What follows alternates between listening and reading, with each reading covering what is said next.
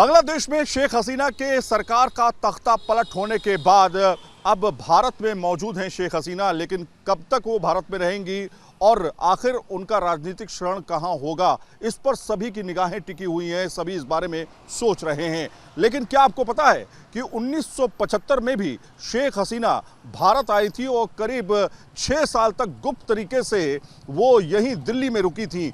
आपको बताएं कि किस तरह से वो भारत आई, क्योंकि उनके पूरे परिवार को, खासतौर पे उनके भाई, 3 भाई, उनके माता पिता, उनके रिश्तेदारों को, करीब 18 सदस्यों को मार दिया गया था विद्रोहियों के द्वारा। और उसके बाद लगातार वो भारत के संपर्क में रही। और इसी पंडारा पार्क में आप जो देख रहे हैं, दिल्ली का पंडारा पार्क, यही वो पंडारा पार्क है जहां पर शेख हसीना ने करीब अपने 3 से 4 साल बिताए। हालांकि वो टोटल यहाँ पर 6 साल तक रही दिल्ली में, और दिल्ली में उन्हें गुप्त तरीके से रखा गया था। आपको दिखाते हैं ये तस्वीर, ये पंडारा पार्क के अंदर के जाने का रास्ता है। अभी पंडारा पार्क बहुत बदल गया है। पहले पंडारा पार्क में फ्लैट हुआ करते थे। 3 BHK जो 3 कमरों का फ्लैट हुआ करता था, वो दरअसल पंडारा पार्क के अंदर हुआ करता था। और ये सामने जो बाउंड्रीज देख रहे हैं जिसमें अब सांसद रहते हैं, वो सांसद उस समय जो कंस्ट्रक्शन था वो काफ़ी अंदर तक था। यानी कि कुल मिलाकर के यहाँ पर फ्लैट हुआ करते थे, 3 BHK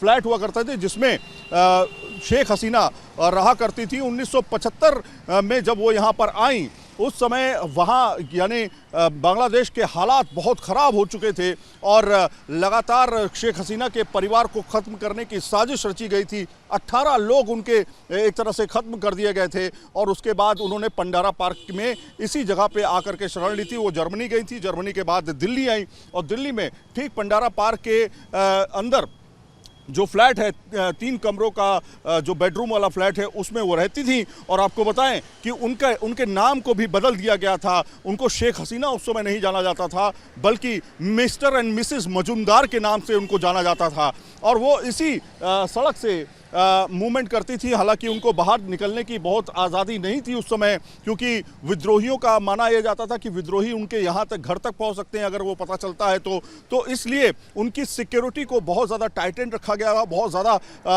सादी वर्दी में जो लोग थे, सुरक्षाकर्मी थे, वो उनके आसपास रहा करते थे और गतिविधियों पर नज़र रखते थे ताकि किसी भी तरह से उनको क्षति ना हो। उस समय की तत्कालीन प्रधानमंत्री रही इंदिरा गांधी ने उनकी काफ़ी मदद की थी। और इसीलिए माना जाता है कि भारत जो है शेख हसीना का एक तरह से सेफ जोन माना जाता है। सेफ गार्ड के तौर पे उनके लिए ये देश माना जाता है। और यहीं पर दोबारा वो एक तरह से यहाँ पहुँचती हैं, और यहाँ पहुँच करके बाकायदा इसी जगह पर आपको बताएं कि पहले वो यहाँ पर थी, लेकिन अब वो चूँकि गाज़ियाबाद में जो एयरपोर्ट है, हिंडन एयरपोर्ट, वहाँ पर मौजूद हैं। लेकिन इस तरह की तमाम चीज़ें जो हैं इससे पहले भी हो चुकी हैं, और शेख हसीना के लिए हमेशा से भारत मददगार के तौर पर उभरता रहा है और शेख हसीना को हमेशा बचाता रहा है। तो यही है कि 1975 में भी शेख हसीना 6 साल तक पंडारा रोड और लाजपत नगर के इलाके में रहीं, और उन्होंने अपना लंबा समय यहाँ पर गुजारा था, लेकिन शेख हसीना के नाम से नहीं, बल्कि मिस्टर और मिसेस मजुमदार के नाम से। वीडियो जर्नलिस्ट सुमेंद्र कुमार के साथ Syed Aamir Hussain, news nation, Pandara road, Delhi. News nation अब व्हाट्सएप पर खबरों के ताजा अपडेट के लिए न्यूज़ नेशन के इस QR कोड को स्कैन करें।